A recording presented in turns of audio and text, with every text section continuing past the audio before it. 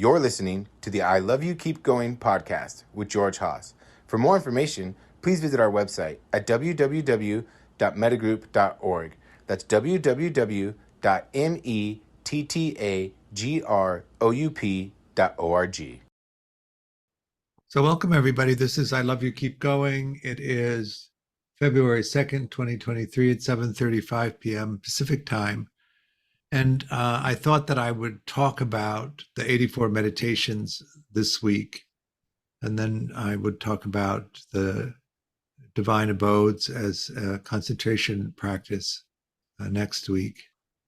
And we're sort of putting them together under the heading of always cool, always kind, as a way of clumping the way that these particular meditation strategies are put together.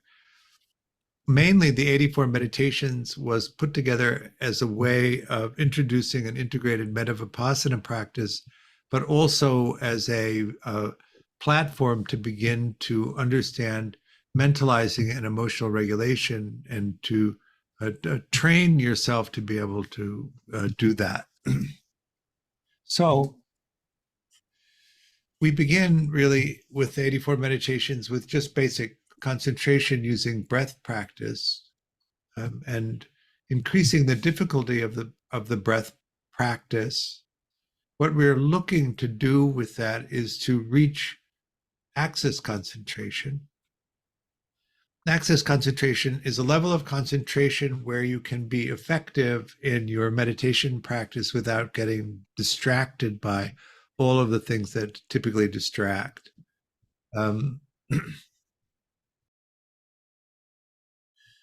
When I was a new student in this way of practicing, I went to a class at Ordinary Dharma, so this would be in 1992. I had been doing more esoteric practices, but probably not very well. I was what I came to learn, the term for the way that I was a Dharma orphan. So a Dharma orphan is somebody who doesn't have a teacher, who uses books and other kinds of things to be able to teach themselves how to meditate. But because it comes from the source of reading, you find a book here, or a book there, or a practice here, or a practice there. And because in the West, we've kind of homogenized the different lineages and the different ways of practicing, you could be grabbing, which I was doing, something from the Tibetan, something from the Zen, something Theravada, something from the kind of New Age spirituality. And it was a wonderful, actually, way to be introduced to this, because there are so many variations, so many ideas. But when I came to LA and I moved here without really knowing anybody that well, I thought that a good way to start building a social life would be to enter into some kind of community. And so the meditation community was what I tried. And in the beginning, the way that I was practicing didn't really make that great a discernment between thinking and entertaining myself by thinking and actually meditating, so that I could sit for long periods of time doing that kind of practice and feel, fairly energized at the end of it. But when I started to do the breath counting strategy, it appeared to me like an agony.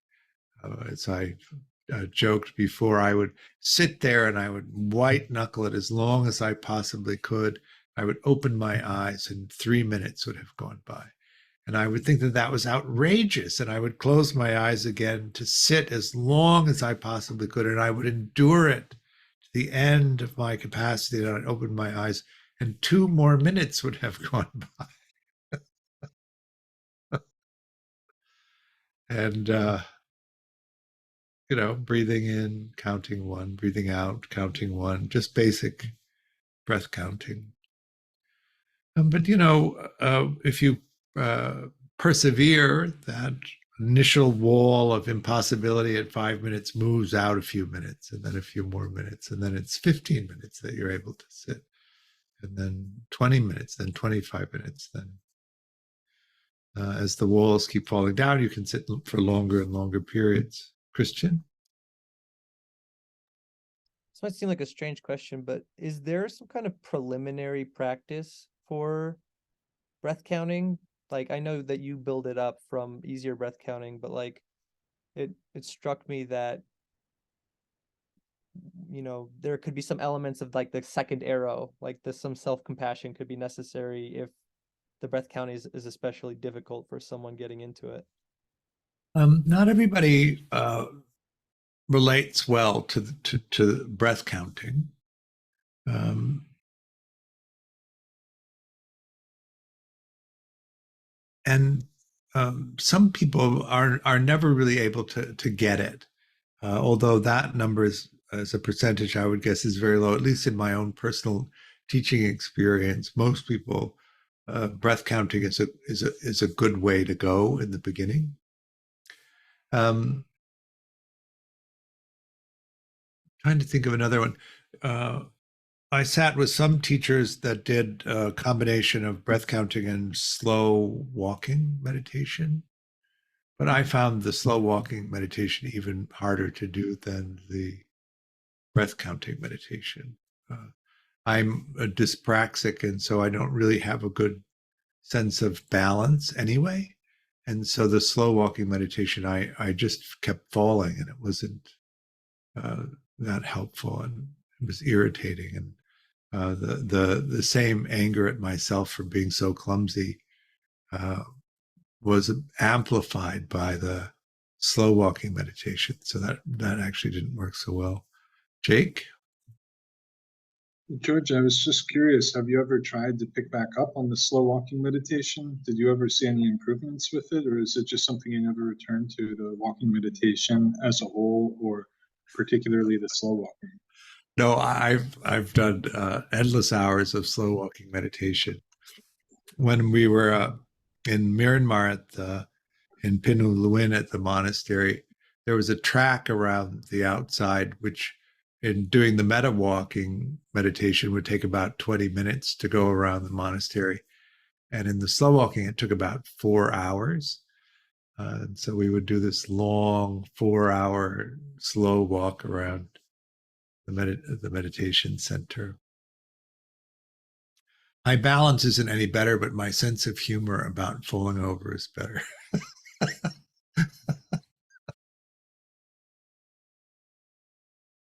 um, some people use sports. One of the things I've noticed is that dancers can do the counting without any struggle at all, or swimmers can do it, or some kind of athletic endeavor where you have to be able to count. Like swimmers count the length of strokes to get across the pool so they know when to turn and hit the wall and come back. They can do it usually. So any kind of practice really that you find that it has the capacity to begin to develop concentration can be usable.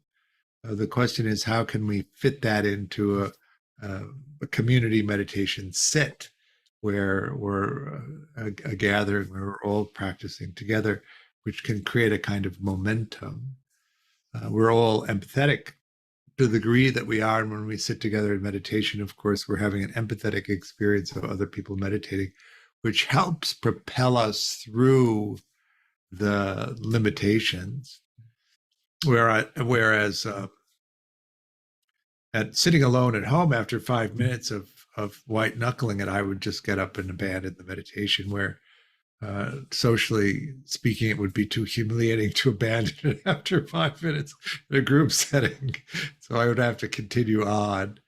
And then you see, of course, that the barriers are only the barriers in your mind. And that once you push past them, you can push past more of them. One of the reasons that I like the long sitting practices, the duration sitting practices, is you push through all of those uh, barriers that come up in the mind, and then you can really sit as long as you want to without much resistance. or at least not resistance enough to get you up and out of the meditation practice. So counting in and out breath and counting only on the out breath, counting up and down. One of the things that we did at Ordinary Dharma was we would count up and down to 25. This would take about a half an hour to do, but 1, 2, 1, 1, 2, 3, 2, 1, 1, 2, 3, 4, 3, 2, 1, 1, 2, 3, 4, 5, 4, 3, 2, 1, 1, 2, 3, 4, 5, 6, 5, 4, 3, 2, 1, up to 25, back down to 1 in that sort of slow building progression, which did build quite a bit of concentration and also had the machismo aspect of meditation practice, which can be important to propel you forward. Jake? I'm just curious, George, at what point going along in your practice did you get introduced to the notion of not self? And at what point did it dawn on you experientially? And is that something that you feel comfortable introducing to people right away? Because I notice you don't do that. But what's your sense of that? The no self notion was presented quite early in practice, and it was something that was I could grasp intellectually pretty well. Some of the self-inquiry practices of see if you can find the center of the self in the body, located in the body. And then some of the inventory practices is the sense of self located in your left foot? Is it located in your left calf? Is it located in your left leg? Going through an inventory like that in the body. But in terms of any real understanding and penetrating the sort of Herculean grasping around the sense of self took much longer. And actually, I don't think that I could concretely experience that until having gotten through the dissolution phase of the practice. So that beginning piece of practice where you're really locating sensitivity to the sensing capacities, beginning to understand the nature of mind and how it collects the information that you use to create conceptual reality. And then you begin to notice the conditionality of things, that the present moment sets up the next moment in this unfolding cascade of experience, and the choices that you make in terms of how you create.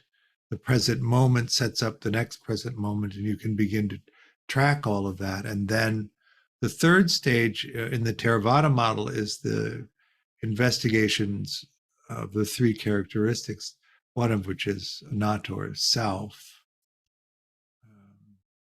One of the things about householder practice is that we're so often in the need of an activated self experience in order to navigate the world that we're in. It's very, the times when no self is possible is extremely limited. I think if you're around other people, you constantly have to generate a sense of self in order to be in relationship to them. So it's more like a dimmer switch in the beginning. The sense of self is bright, or the sense of self is quite dim.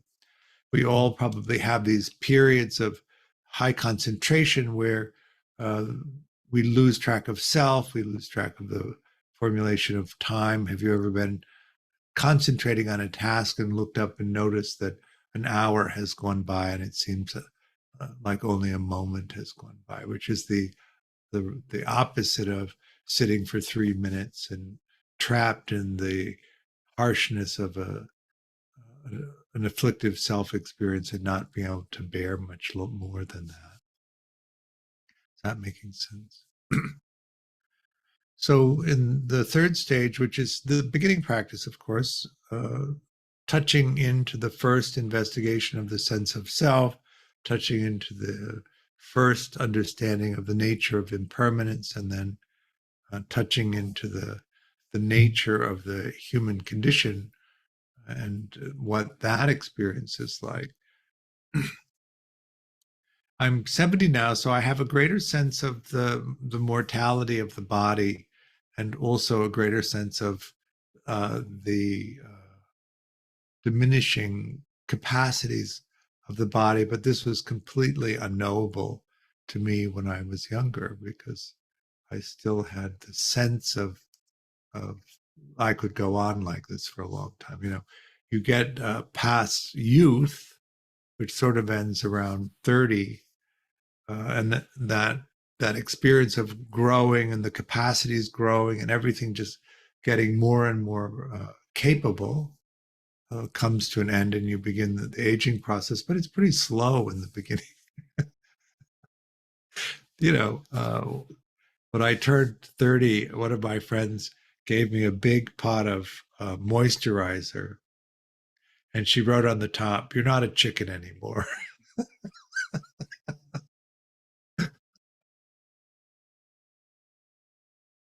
You know, putting on your creams and all the different things that one does to try and slow not aging, but the perception that you have of your body aging. And then, of course, you get past your 40s into your 50s, and old age kicks in, and it's there's an adjustment there because it's undeniable. And then, of course, you get past your 60s, and it accelerates even more. Christian? Do you think there'll be a point to all this sitting around and counting your breath and smelling your farts when they get the stem cells and then everyone's not aging anymore? Um, I have more hope for the singularity where we just all upload ourselves into a computer. Although, how Close. attached are you to life in a body, right? Even the bad parts of it. Would you rather be a computer program, or would you rather be a body that actually is alive, living? I have to say, being a computer program has pretty much zero appeal to me. Makes no sense at all. I'd much rather be in a body, but I have no contrast. I've not been a computer program to know whether that has more appeal. Um, Once you get into through that first part of exploring the characteristics, you get into the fourth stage, which is the impermanent stage, the arising and passing stage, where you begin to move out of the conception of everything being solid into this flow of energy. And that's you get a taste of that uh, dissolving and coming together, dissolving and coming together. But it really isn't until you get into the fifth stage, or at least my experience of it, when the barrier between inside and out dissolves, and there's simply energy and consciousness, that the identity of the body being the self begins to give way, and you can be free of that. Of course, it's terrifying because it also points out how tightly gripped most of us get to identifying ourselves as this body, and identifying ourselves to our thoughts and what we think. And when all of that goes away and the consciousness is still there, then you have the opportunity to really see into that. But it's that really still is at the beginning of practice, or that would be the end of the beginning of practice. Then you'd move into the intermediate part of practice. In the way that the 84 meditations are designed, you do the breath counting so that you can develop enough concentration that you can then practice the Brahma Viharas, the divine abodes, as a jhana practice or a high concentration practice, so that you use the development of high concentration on objects like loving kindness or compassion or sympathetic joy or equanimity. The reason that we do that in this set is because we want people to begin to understand and track the way that they mentalize the experience of self and world. We use the Peter Fonagy, Anthony Bateman model as the source material, but we've adapted it in a way so that it works as a meditation practice primarily. That you're monitoring spontaneity versus spontaneity versus monitoring, and then self versus other, internal versus external, cognitive versus affective. And the first part of the practice is organized around mentalizing thinking and emotion, because we need to be able to regulate our emotions, not only for secure functioning, but we also need to be able to regulate our emotion so that we can go deep into our meditation practice.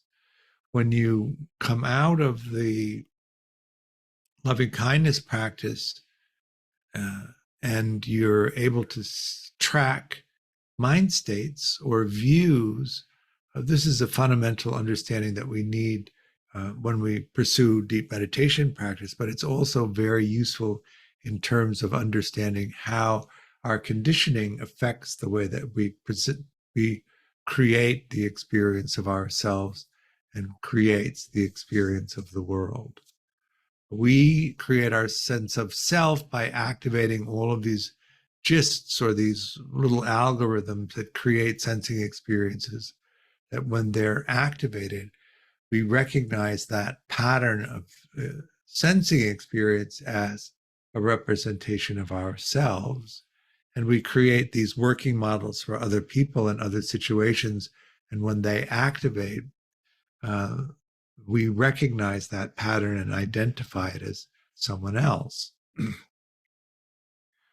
Because these little gists or these little programs that make up the working model can be tracked, we can then begin to explore the nature of our conditioning. Why are these particular gists or patterns associated with the working model of ourselves and the working model of other people?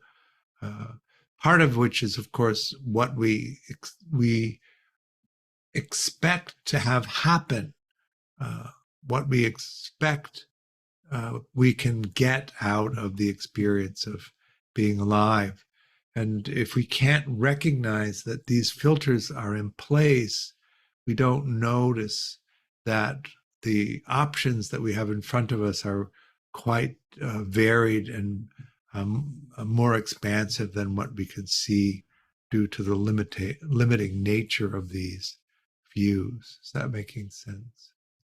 So in the moment, what is in front of you is all of the choices, all of the possibilities that you could choose. And then if a view comes into place, only the options that are permitted through the view are seen, and it begins to limit the choices that we make to these sets, these patterns. Samsara is the word for that. We choose over and over again the same kind of responses to situations, not because there aren't other responses that we could choose, but we can't recognize them to know to choose them. And so what we want to begin to do is recognize these views are in place so that we can push them aside and see more clearly what's actually happening, and then change the way that we choose what's going to be created in the next moment as conceptual reality. So the early part of the loving kindness practice is organized around high concentration states, but also in recognizing views or mind states.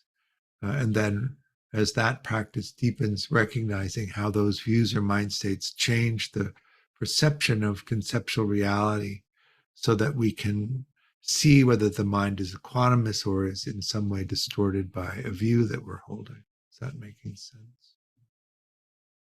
Then what we want to do is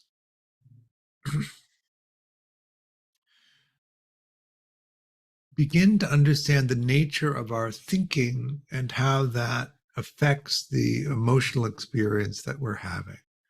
And so we move out of the concentrated, oriented, loving kindness practice into an insight practice which monitors our thinking process. So we track auditory thinking space. We start there because most people are auditory thinkers. Shinzen is often used, the 70-30, 70% are auditory thinkers, 30% are visual thinkers. The reason that I made the book Punch Outs was for the visual thinkers, so that they could get a grasp on that, because I do think that we don't teach much in a visual way, so that visual thinkers are often having to figure it out through the auditory process. Auditory thinking, visual thinking come together. And then when you add emotion to it, that's what creates the sense of realness to it. I was in film school in the early 70s. And so I'm sure they're using a different example now than they did then. But they showed the shower scene from Hitchcock's Psycho. First, they showed it all together, sound, picture, music, auditory, visual, emotional. And then they pulled it apart. They showed just the visual. It wasn't frightening at all. In fact, it looked rather clumsily edited when you looked at just the picture. And then they added the sound effect, but that also didn't make it frightening. It didn't make it particularly real. And then they added the violin music, which made it terrifying. I don't know if you remember that. There was a total visceral response in the body that was completely absent in picture only and in sound and picture only. So one of this combination of auditory and visual thinking and the emotion in the body is, when they come together, is the thing that really creates this sense of realness. So we need to track that. And then we need to begin to understand that we react to the present moment emotionally if the experience of the present moment exceeds our capacity to hold the experience. So using Dan Siegel's metaphor, the window of tolerance, if the emotional reaction to the present moment exceeds the window of tolerance, then we need to regulate that experience. And we tend to do that as adults by thinking. And we all have different strategies that we think about the situation that we're in that's meant to help us regulate it. And here is where we have to examine whether we're using a beneficial strategy or an afflictive strategy. And most of us have not examined the system of emotional regulation that we do, the thinking system. We've all basically picked up the strategies in our family system, and we continue to use them. And because they came online really before autobiographical memory came online, we've always been using them. So there's really never been much need to question them. We watch how the adults in the family that we're in regulate themselves. If we have older siblings, we watch how they interpret the presentation that the adults are giving, and then we take them on. But some of them are going to be beneficial. Some of them are going to be afflictive. If you haven't done the examination, you want to suppress the afflictive ones and emphasize the positive ones. But if you suppress the afflictive ones, you're going to have deficits in your range of emotional regulation skills. And that's where we need to begin to develop alternatives. And so we have the noting feeling states technique and the love and kindness techniques that we are training to use as emotional regulation replacements when we have an afflictive strategy that we want to begin to set down. We explore 4 kinds of emotional experience: the present moment reaction, self-generated emotion through thinking, somaticized emotional experience, which is where emotions that have exceeded the window of tolerance and exceeded our capacity to regulate are then dissociated and stored in the body. and also empathetic emotional experience. So the ability to track the emotional experience of others that we experience in the body. If you don't have really good clarity on them, they all tend to clump together, and then you have one emotional experience, but it can be very reactive. You can be reacting to the present moment. You can dump intense self-generated emotion on there, and then the somaticized emotion can react to that. So something in the present moment is a level 2. It causes self-generated emotion. At a level 3, a resonance from the pool. At a level 4, so you're reacting at a level 9 to a situation that everyone around you thinks it's a level 2. And then they think you're overreacting because they can't see the internal system that you have operating. So if you've ever had the experience of somebody claiming that you're overreacting, this is that mix-up of different regulating strategies that you have happening. So we need to develop sensory clarity. The Vipassana system, or the insight system, is really pulling apart everything and seeing the individual pieces, then beginning to manage them. Most children are dissociative, so you could create the experience of emotional centers or emotional pools, somaticized emotion in the body in childhood. Most people, when they move from childhood into adulthood, resolve the dissociation as a emotional regulation strategy. And so they don't tend to feed the pools as much. But people who use dissociation in some capacity to regulate their present moment experience tend to have uh, pools that are quite deep in terms of the energies that's there.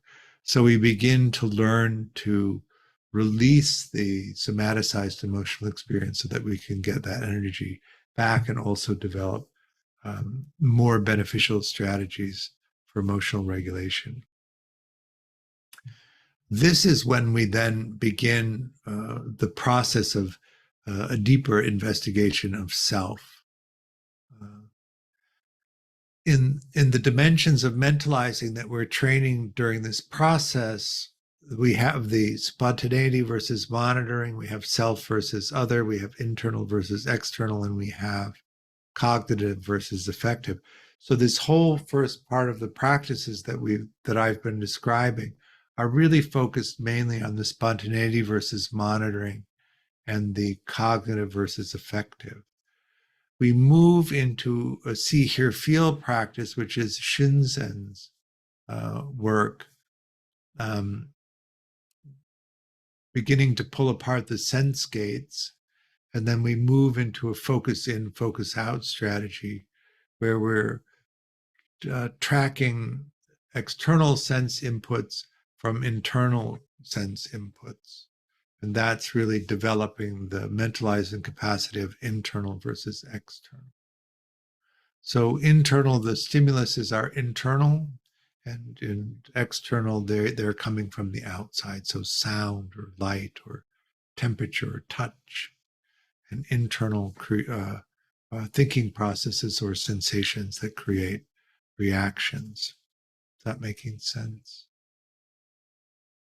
In internal and external, of course, you create the sense of the internal working model of what's actually happening, and then you also project it out there. So you take in the ultimate reality, the data, you process it, that is to say, you form it into meaningful representations, and then those are projected outward, another aspect of internal and external.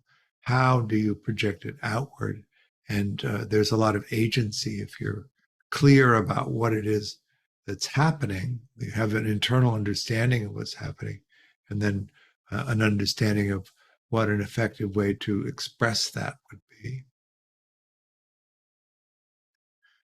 Touching into ultimate reality and comparing it to conceptual reality to understand whether it's a good representation or not. Sometimes you can distort it in a beneficial way, which is the experiences of the Brahma Viharas, inclining the mind toward positive states intentionally.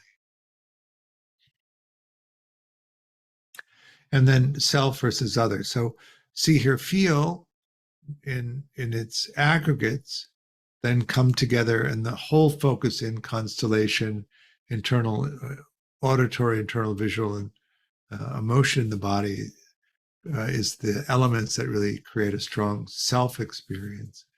And then external sight, external sound, and the external experience of the world interacting with the body, touch, is what creates a sense of the world out there.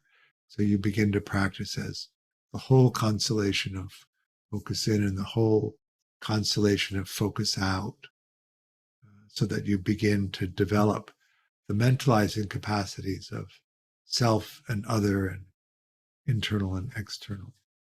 Is that making sense? So that's the range of the 84 meditations. There is also built into it a lot of loving kindness practice for self. One of the things that we need to do is deposit a lot of positivity in association with the working model of self, so that when the self experience arises, it's an enjoyable, pleasant experience. When we have a lot of afflictive states associated with the self experience, when we use a lot of afflictive emotional regulation strategies to regulate the experience of self, each time the self experience activates, we can begin to tire of the negative states that are associated with the sense of self and become averse to them. And that aversion is the root of self hatred, which we have quite a bit of, I notice, in people, and certainly in myself when I first came to practice. I think one of the reasons sitting for 5 minutes was so difficult was because I held my self experience with such difficulty, because I had sort of turbocharged it with negative uh, strategies, negative regulating strategies. So we come out of that highly negative relationship to the sense of self by embedding positive states of the working model of the sense of self. So each time the sense of self activates, it's a pleasant experience, which is then the root of self-love, the enjoyment of ourselves when that selfing experience arises. Does that make sense? So that's the way that progression of meditations is organized. And we use that to support the movement from insecure, disorganized attachment into earned security, because you need those mentalizing elements to be able to shift in that way. You need to be able to track in real time what you're sensing. You need to track in real time how you're interpreting the sensing experience, so the raw sensing experience compared to the perceptual database, and then made into something and then projected outward, so that you can track whether or not you're making an accurate representation of what you're taking in, so that the way that you respond to the experience of the present moment is actually serves you, is actually beneficial. What can happen is that we can get trapped in the conditioning and create, as part of the experience of the present moment, the expectation of what we can get out of it. And when you come from insecure, disorganized attachment, where getting your needs met was very difficult or impossible, and that the way that you were treated was uh, much less than optimal, it tends to create an expectation of what you can get out of the present moment in a very distorted and limited way. And that distortion is what prevents you from seeing all of the options, all of the choices that are in front of you, and confines you to choosing over and over again this from the same limited palette. Is that making sense, Christian? So is there a non-distorted view? Is that equanimity, or That would be equanimity. Okay. Now, you have your conditioning, that is the entries that are in the database that you can recognize patterns of experience, and you have your imagination that fills in novel experiences that you haven't quite interpreted yet. I don't know about you, but I love novelty. It's one of the things that's very exciting for me to have new experiences. So I'm always looking for new experiences.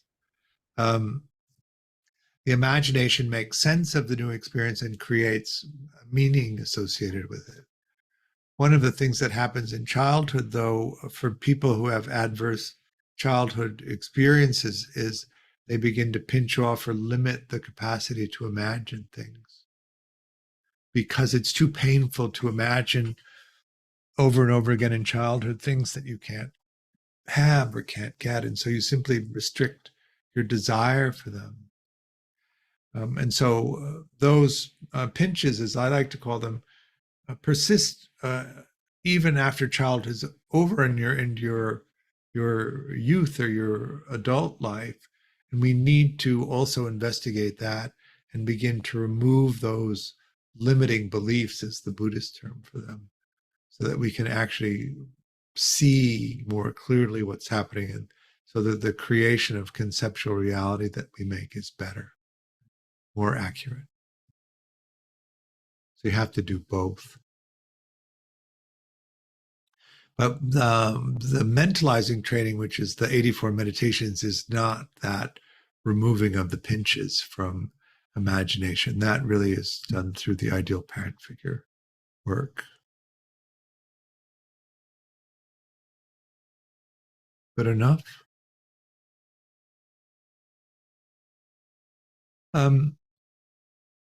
So I'm always pounding on doing tons of metta for self, because you need to embed positive states into the sense of self. So why don't we do some of that so that we can add more and more?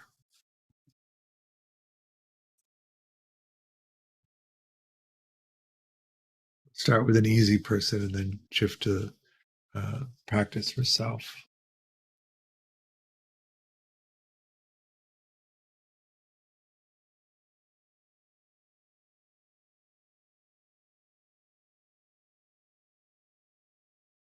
So go ahead and take your meditation posture. So that's the end of the meditation period. So thanks everybody for coming. We have a level 2 class starting on February 16th, if that's of interest to you. We're going to be doing another level 1, I think, starting in March. We're going to do a meditation and addiction series in May. I think we have an EU level 1 also happening. There's the retreat in Utrecht in June. So all of that's up on the website. Take a look. Appreciate your practice. I offer the teaching freely, but we do hope that you'll make a donation. There's a link to make a donation on the website. Any amount is helpful. It helps support me, also the work that we're doing. Thanks for your practice. I hope to see you somewhere along the way. Bye now.